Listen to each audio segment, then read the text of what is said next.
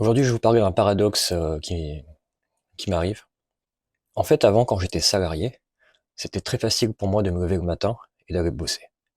Pourquoi? Parce que le taf devait être fait, et par conséquent, je me posais pas de questions. Il fallait que je me réveille, je me réveillais, douche, petit-déj, je vais au taf. Ok? Et depuis que j'ai cessé toute activité salariée et que je lance ma propre activité, je me rends compte que c'est beaucoup plus dur de me lever le matin par moi-même, pour moi-même. Ça fait plusieurs jours que le matin, j'ai pas envie de me réveiller. C'est même pas que j'ai pas envie, c'est qu'il y a quelque chose qui m'empêche de me réveiller. Parce qu'en vrai, j'ai beaucoup de choses à faire, j'ai beaucoup de projets, etc. Sauf que bizarrement, il y a quelque chose qui m'empêche de me réveiller. Et ce matin, j'ai eu une sorte de vision ou d'hallucination. C'était comme si un être humain, qui n'avait pas de sexe forcément, il était tout gris d'ailleurs, c'est comme si cette entité humanoïde était sur moi et me contenait pour m'empêcher de me réveiller.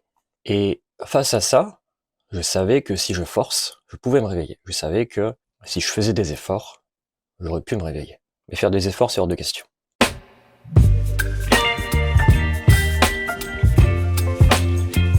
Mais je me suis demandé, mais c'est qui ce mec en fait? Enfin, c'est quoi ce truc?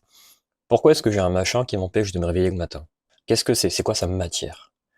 Je lui ai demandé, mais mec, qu'est-ce que t'es en fait?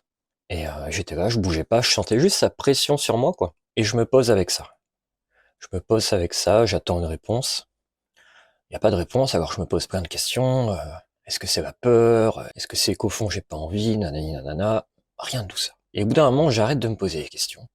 Et je sens que le truc disparaît. Je sens que le truc s'évapore. Quoi? Et là, je me remets à reposer des questions. Et là, le machin revient et se renforce. Et réappuie sur moi. Et tant que j'ai pas résolu ça, cette pression va être présente. Et là, j'ai compris. Ce qui m'empêche de me réveiller le matin, c'est mon propre cerveau, c'est mon propre mental.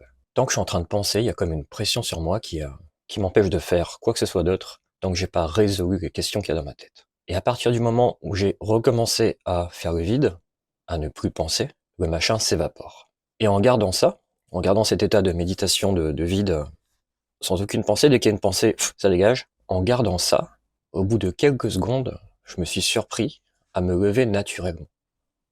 Putain, il n'y avait plus rien qui m'empêchait de me lever, et non seulement plus rien m'empêchait de me lever, mais ça ne me demandait aucun effort.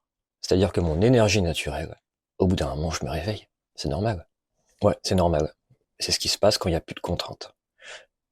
Et c'est là que je me suis rendu compte que je crée mon propre enfer chaque matin, avec mon mental, avec mes pensées. Si j'ai pas solutionné toutes ces questions, je vais avoir du mal à me réveiller. Et en fait, en nettoyant le mental, en arrêtant de penser, bah, je me réveille, quoi. Incroyable.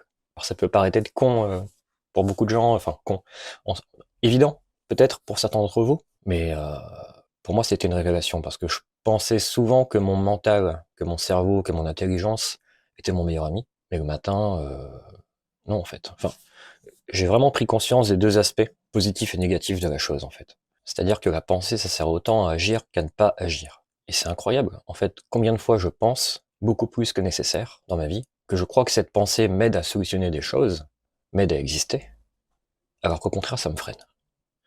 C'est rigolo d'ailleurs que cette hallucination, la personne était toute grise. Alors, je sais pas si c'est un écho à la matière grise ou aucune idée, à une forme de stoïcisme. Mais voilà, je voulais partager ça avec vous.